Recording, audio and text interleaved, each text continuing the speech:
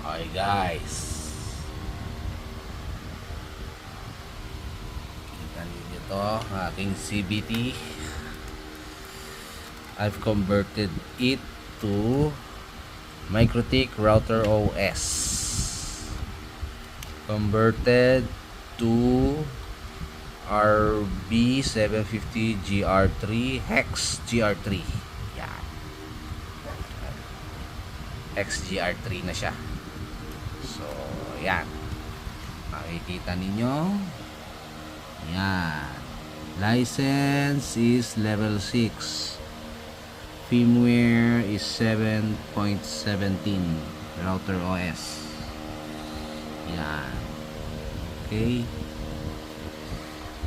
Yan. Nakakabit siya dyan, ha? Wala pang config yan. Matapos lang.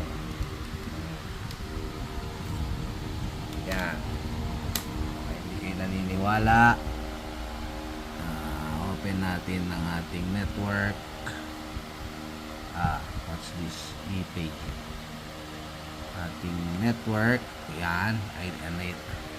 Kinakabit natin ang ating mga MikroTik. Unidentified. Tatanggalin natin. Okay. Kakabit yan, ha? Ayan. Tatanggalin ko. Natanggal. Tapos mawawala ang ating Winbox. Okay. So, kabit natin ulit. Ganda rito, 5 ports. Kabit natin ulit.